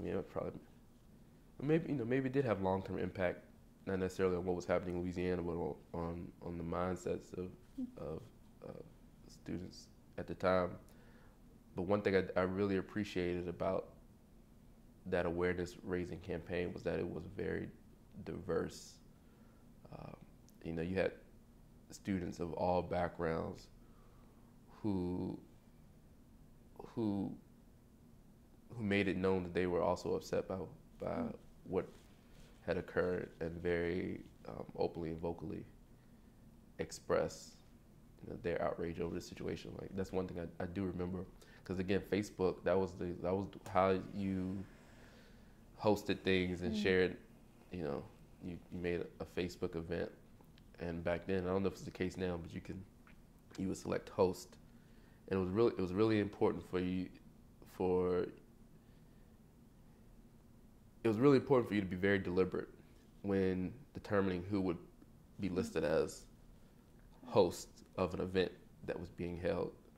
And when we created that Facebook event, it wasn't just the NAACP listed as a host, but we had gotten kind of buy-in from white sorority presidents, white fraternity presidents. I mean, it was an incredible cross-section of kind of campus leaders listed on that event page as a host. And I felt like that was really important for them to say, we are also a part of this. So I do remember that. Yeah. Wow, I can't believe it. It's scary also to think that, memories like that could slip away. Well, know that you can always go back to the Flat Hat to find your articles. But yeah, I think, and I don't have this verbatim or I would read it, but I think at the end of your response kind of to that negative response to the rally or the gathering, you essentially said, we need to be willing to have these conversations. Like, this is an opportunity to have open conversations and create dialogue about scenarios like this and see it from multiple perspectives. And so, yeah, I think you could say that at least that statement, at the very least, that statement, I'm sure was impactful. And doing that, having that event helped open, routes and avenues for that conversation to be had. So, yeah. I have to go back and read that now. Yeah, for sure. I can send you the link. Okay, thanks. So now we can transition, if you would like, to your post-William and Mary trajectory. Okay. So you did, in fact, leave William and Mary, graduated, and you went on to do several different things. And I have a list of those as well, but please, again, correct me if I'm wrong or if I have these out of order. You've worked for the U.S. Department of Education's Office of Innovation and Improvement and George Mason's University Center for Social Entrepreneurship. You held fellowships at the Colonial Williamsburg Foundation, the U.S. House of Representatives, and the Maggie L. Walker National Historic Site. So those are all before, of course, your time at the Moton Museum, and then your current job, which we'll get to for sure. But can you speak a little bit just about those first few experiences? I know that bio. You pulled the bio, which is actually my official bio recently changed. And you must have pulled that from my current job website, which my current bio is a lot shorter, so it doesn't have all those details. But glad you captured that. It's good to bring it. Yeah, it's good to bring it all back up. Yeah. So what should I speak to? Well, just those particular things. Those are a little bit all over the place, but all kind of involved in education, and history and culture. So, just how you kind of got involved in those specific things. Okay. I think post William Mary, I've primarily stayed rooted in kind of the nonprofit sector. So nonprofit management has become,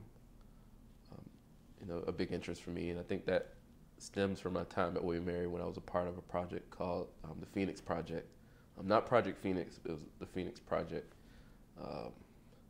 where we worked in Petersburg. It was this initiative to train cross-sector leaders. And so I was a fellow for that program, and then ultimately became a staff member for that program.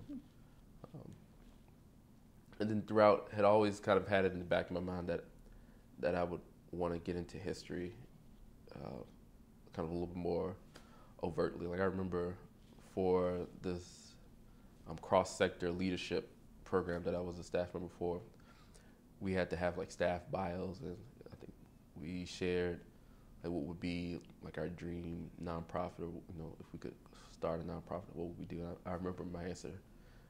I said I would create a nonprofit that exposed like young people to local history and engaged them, like something like that, like engage them in the process of helping preserve that history or something like. And essentially, that's kind of what happened. I mean, I came back to Williamsburg. I was able to work at Colonial Williamsburg, and that was a temporary post. And I was offered a longer-term position at Colonial Williamsburg, but I turned it down when I was invited to come back home to manage this grant project for the U.S. Department of Education. And the goal was to help generate interest and promote training, and at the time it was pretty novel. It was called project-based learning. And so we worked with school districts all across Southside Virginia, and we were connecting them with kind of the leaders in project-based learning who are out in California, and connecting superintendents in Southside, and doing all this kind of professional development work, and trying to increase the amount of PBLs, what's called project-based learning, in the rural school systems in Southside Virginia. But this work was I guess heavily inspired by the history of Southside and being kind of the epicenter for the civil rights movement in Virginia, particularly around education. So it was like this contemporary initiative inspired by the culture and the role that this region of Virginia played in the fight for school desegregation. And when that project kind of reached its end date, because it was a grant-funded project, the Moat Museum asked me if I would continue on as the first associate director for museum operations at the museum. And at that point, the museum wasn't what it wasn't what it is today. I mean, it was really a shell of a building, and the renovation was just getting going. Actually, we were still fundraising to complete the renovation, so we weren't even sure if it would be completed at all, really. So that was a really interesting experience, and actually was in line with what one of my mentors at Colonial Williamsburg said. Harvey Bakari, who also need to mention, and Patricia Brooks, who was at Colonial Williamsburg at the time. I need to mention her as well. But I remember Harvey, when I was debating about what I should do, he said, if you ever have the opportunity, you should work for a small museum, and you'll get that breadth of experience. And I was able to get that at Moton because I did everything from securing major gifts to cleaning the bathroom. Like everything in between was was duties as needed. Was the job, the part of just responsibilities, whatever. So it ran the gamut of responsibilities. And in 2013, we reopened the building, opened its first permanent exhibition after a $6 million renovation, and it's Virginia's only civil rights museum. The building is a National Historic Landmark, and it tells the story of Virginia's role in producing the Brown v. Board of Education case. A few people are aware of how important Virginia was to making that case possible, but that story really began in the Moat Museum, which was a former high school, and the students went on strike. They became plaintiffs in Brown. They were the majority of the plaintiffs.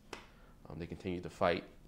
The next generation of students faced the 5-year school closing, and during that time was able to produce another Supreme Court decision, Griffin v. Prince Edward, that reopened the schools and prevented school closings from happening across the country. So out of my hometown, you have 2 Supreme Court decisions that helped integrate and save public education. So that's the story that Moten tells. And I was there for about 6 years. And, knew I needed a change. I mean, for one thing, it was my hometown, and no matter how old you are, it's hard to ever grow up when you're in your hometown. It's a small town, so wanting to have the opportunity to be out on my own a little bit more, but then also to have the opportunity to stretch myself in different ways professionally. And I had worked with the Virginia Foundation for the Humanities on different projects while I was at Moten, so I had a working relationship with them. They had supported Moten, actually had helped found Moten back in the 90s when the building was at risk of being torn down. And I'm there today. It's been a year and a half since I became Director of African American Programs for VFH. So I'm now at Virginia Foundation for the Humanities, or Virginia Humanities. It's a nonprofit, but it's also connected to the University of Virginia. Right. And we're also the state affiliate of the National Endowment for the Humanities, which is a federal agency. But our responsibility is to support the humanities across the state. And so we fund research, fellowships, we provide grants to cultural organizations, we produce our own content and programming. We have radio shows, anything related to humanities, even some STEM. Our biggest claim to fame right now, I'd say, is the fact that we were the early funders of the research that became the Hidden Figures film. Margot Shirley, as she was working on the research for the book, had reached out to us seeking support, and we provided some seed funding. And essentially that's what we try to do, find those really incredible stories that just simply haven't had the research or haven't just haven't gotten the attention and recognition that they truly deserve, and try our best to support them in any way that we can, and make sure that a larger audience is conscious of that history and culture. I mean, that's what we did with the Moten Museum, when community members were working to save that site and prevent it from being demolished. And we funded like the Loving Story research. Right. So there've been different projects like that have popped up that have had national, international attention. Absolutely. But ultimately, the goal is to help share Virginia stories with the world. Yeah, that's great. And I mean, wow, it's quite the trajectory. It really is. And in a way, just even those things back at the beginning you were saying were important to you early on, even so much as international relations, because these stories are impactful on an international scale. And I was just having this conversation with my colleagues this week. Officially my position is Director of African American Programs, but in some ways that's limiting when you think about the fact that it's a diaspora community. Sure. And does the term African American limit us in some ways, because Virginia, despite what Virginians may think is a global culture, I mean, is played a pivotal role in the Atlantic world, and it really is a mixture of people who have come from Latin America and the Caribbean and Africa and Europe. I mean, all these different cultures coming together. And I really think my training here in the International Relations program is definitely influencing the way I view the work, because I feel as if we have to do a better job of placing Virginia in an international context. Sure. Get beyond local and regional and state and national. I mean, it's bigger than that. Yeah. And so right now we're working on ways we're undergoing a strategic planning process, and that's one of the things I'll definitely be pushing for. Right. How do we expand our understanding and the way we approach, this very complex identity that pulls from so many different places. Yeah. And as I say this now, it's like also very Virginian of me to say Virginia is the center of the universe. Like we're a very self-involved, state, right? We do think we're the center of the universe, but somebody could probably make a research-supported argument as to why that is the case. I think so. So we have to, I think, do a better job of making sure the global relevance of our work is front and center as well. Sure.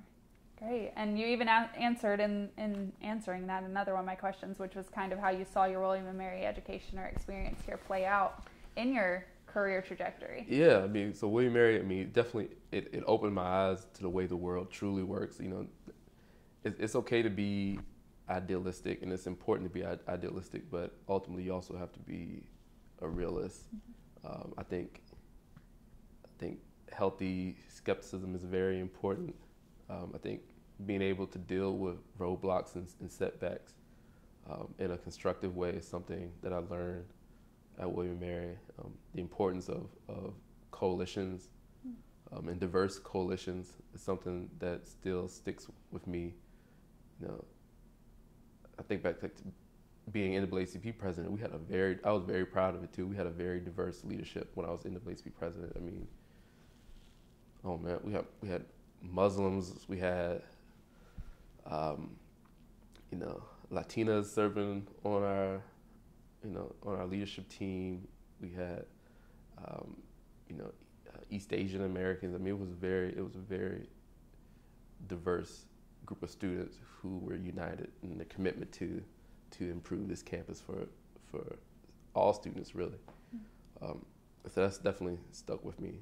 Diverse coalitions and why that's needed. I mean, we had a strong relationship with the LGBTQ community through NAACP, and actually my mentor, who had been the president a couple of terms before me, was kind of a leading activist in the LGBT community and really helped shape my thinking and expand my outlook. And so that's something that has stuck with me, in my professional life today.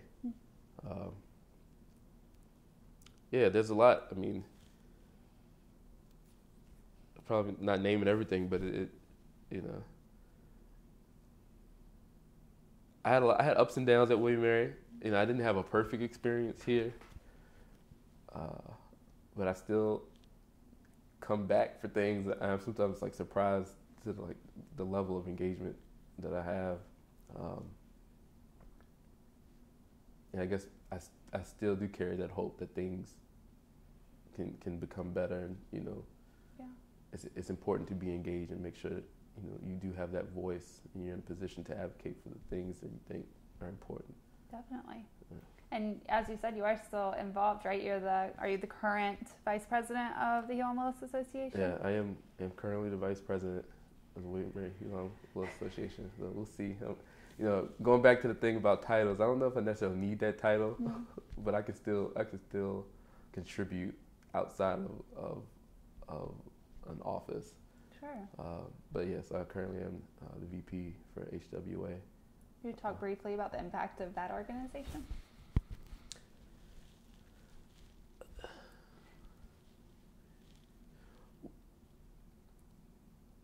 So HWA is important for a lot of different reasons. Like I say, personally, it goes back to my family and my family's connection to the Willis family.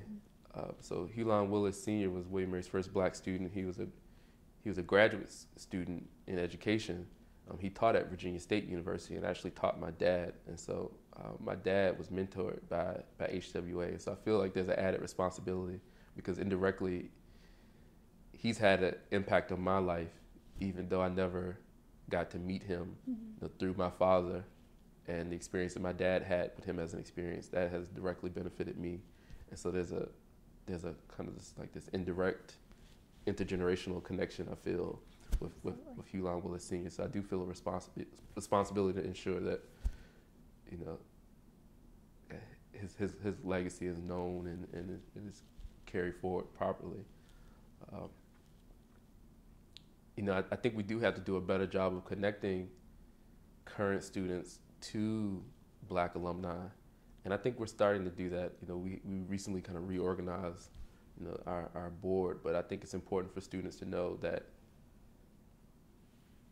there are preceding generations that have gotten through the difficulties that they're facing now, and any words of wisdom that we can provide to them, or any boost of encouragement that we can provide, I think is really important.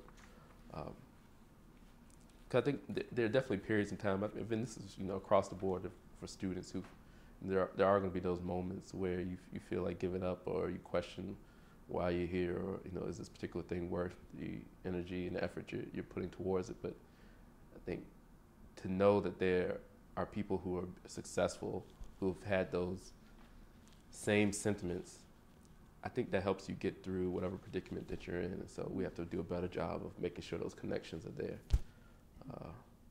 And I think HWA has a lot of potential for growth. I mean, there are other universities that have older kind of Black alumni affinity groups that are doing things that I know we definitely aspire to do. And so I think with continued effort, we'll get there. And so it's an interesting time because I feel like it's a kind of a reorganizing period for the for our organization. But it's 20 years old. So you got decades to go, hundreds, centuries, hopefully, right? Absolutely. Yeah. HWA is very important. Great. So I'm pretty much right here at the end. Okay. So you can have some relief after being on camera for 2 hours. One question just generally is, are there any particular changes you'd like to see at William & Mary in the coming years?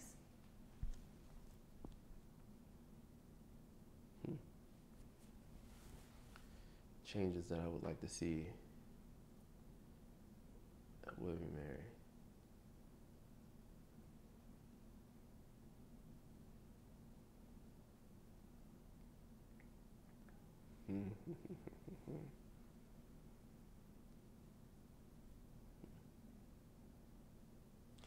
Well, I do hope we'll have more diverse leadership. I mean, here we are celebrating 325 years, and we've only had affluent white men serve as president of a 325-year-old institution. So I think obviously that's unacceptable. And so I think we could send a huge message, if we were to have, a person of color or a woman or someone who's gay or lesbian or trans even serve. I mean, if William & Mary, I would be really impressed if they had a Black trans Muslim woman serve as William & Mary's president one day. But the fact that seems so far-fetched is problematic, right? So we have to kind of break out of this tradition of only having white men serve as president of William & Mary.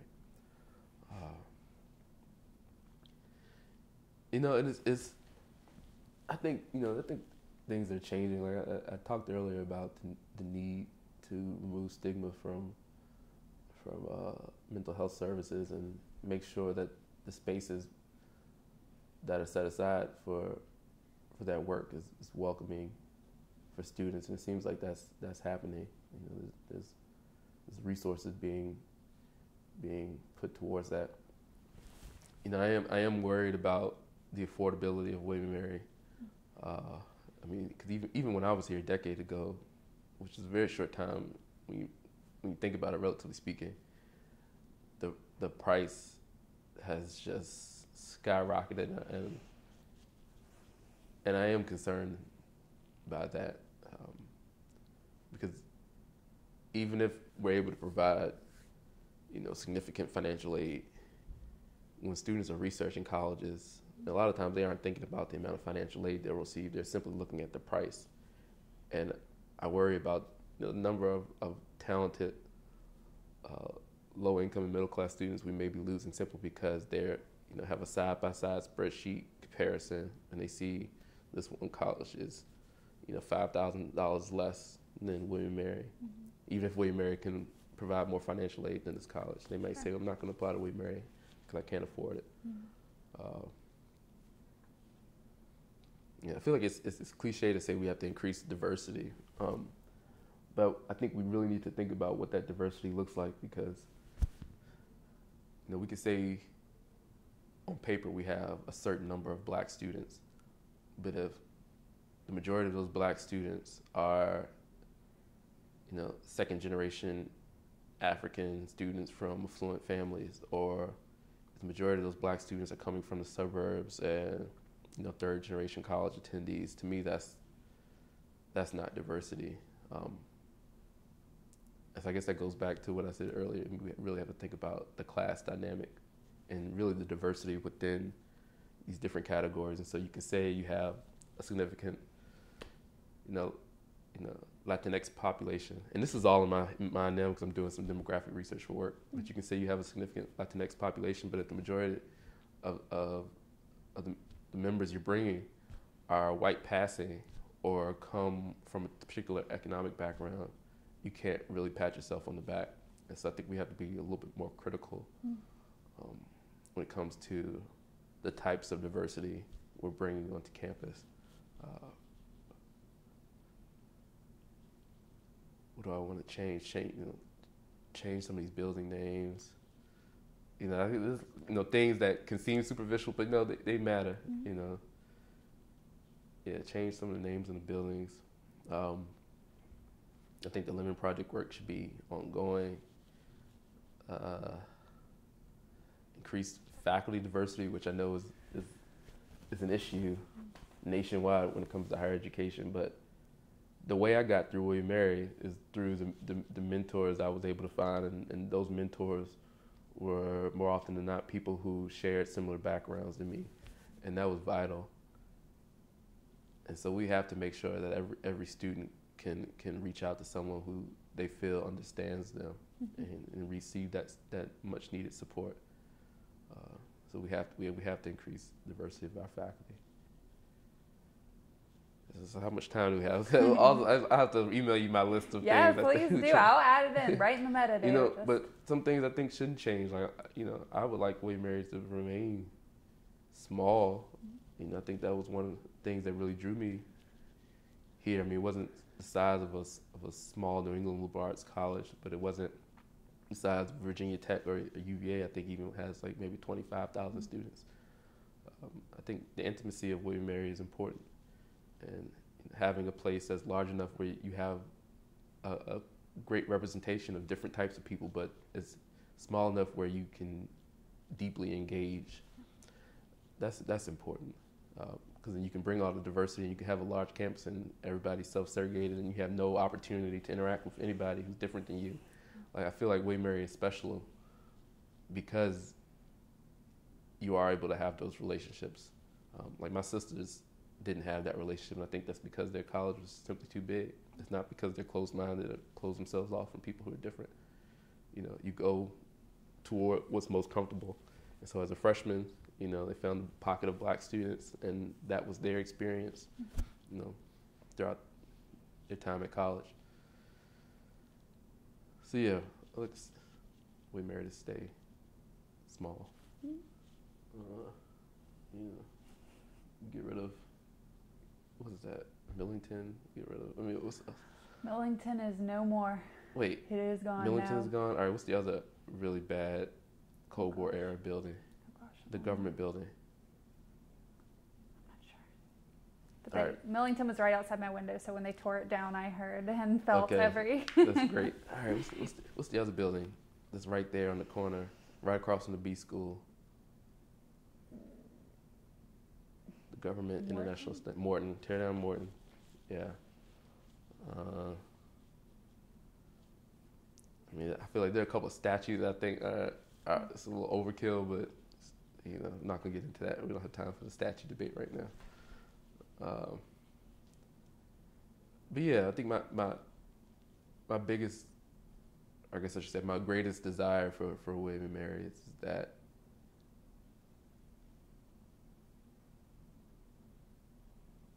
we truly become the inclusive, welcoming place that we claim we aspire to be. Like, actually do it and stop simply saying, this is what we want to do, this is what we're trying to do, just do it.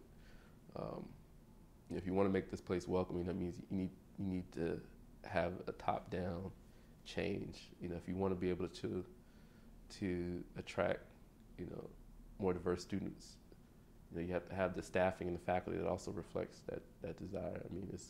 It's a top-down, bottom-up, side-to-side change that's necessary. But I do think the potential is obviously there. I think the infrastructure is there. It just has to happen.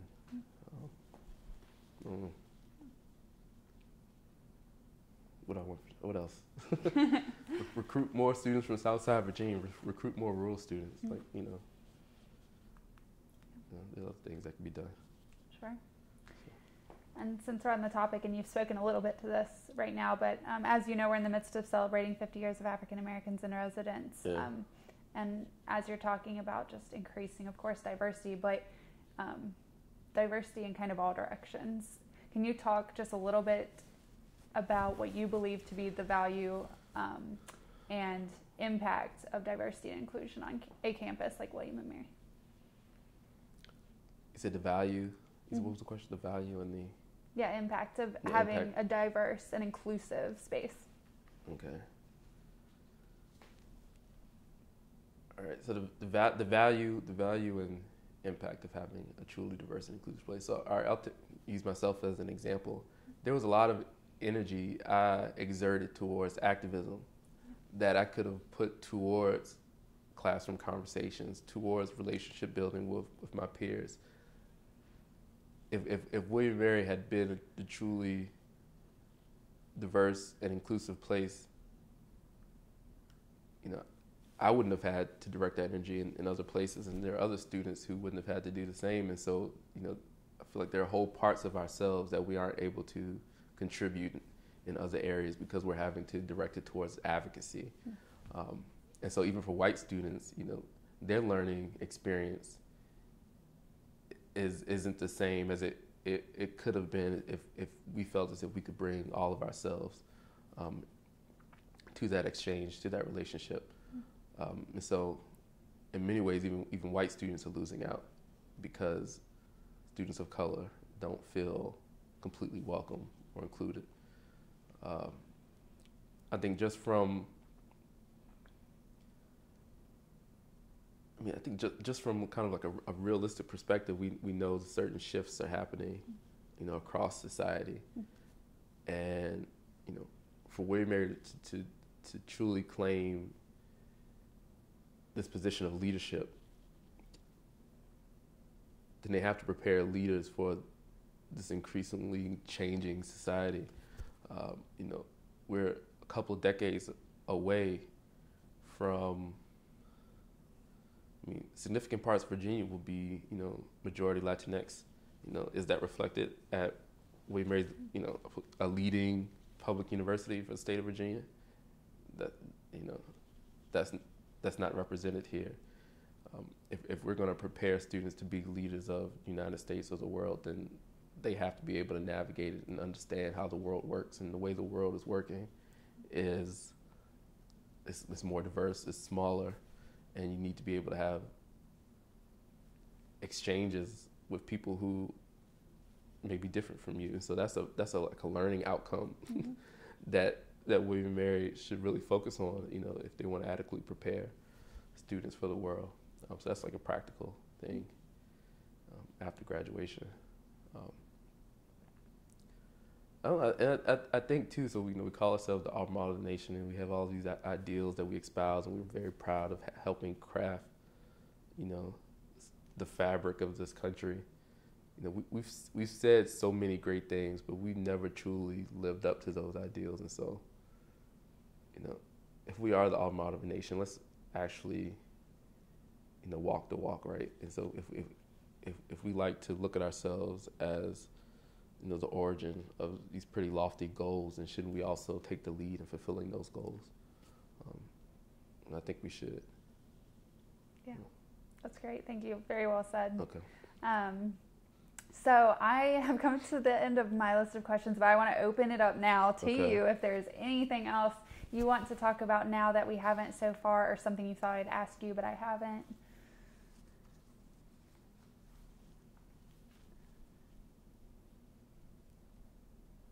I think covered up quite a bit. Actually, that's a really great list of questions and some pretty great research you've done.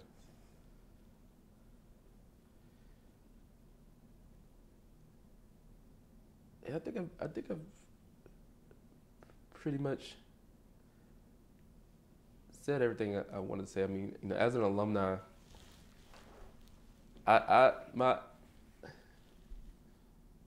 my love for William & Mary is not unconditional. Like, I have no problem saying that. I do not unconditionally love the College of William & Mary. I conditionally love William & Mary. and I have certain conditions that I want to see, and I have certain conditions that I want to see the institution work toward, but I can't blindly and unconditionally love anything, right? Except, well, no, some relatives, right? Obviously. Yeah. But even though you might disagree with some things, they do, right? But, I think alumni should hold Weimar accountable, and I think they should push the university to be better. And like the same way, I don't believe in like blind patriotism. I think the best thing you can do is lovingly critique and push something forward. And I'm happy with that. Like that's me. That's the type of alum I'm gonna be towards the college. And so, and thinking about the things I've said today, like I said, I never had a moment where I was like, oh, I love Weimar. This is like where I knew I had to come. Like I'm always amazed by the folks that have that experience, because I can't imagine. I mean, I guess I could imagine, but I feel like I'd have to be a completely different person. But I don't think that's the type of love William Mary needs. I don't think it's really helpful either. I think you can lovingly critique the things you really care about. And so that's what we need more of. You were wanting to mention one other individual. Okay, so the woman I'm currently dating and have been dating for the last 3 years now is a Weimar alumna, and I met her during freshman orientation. We did not date in college. We were both kind of like all over the place, but we remained friends after we left William Mary.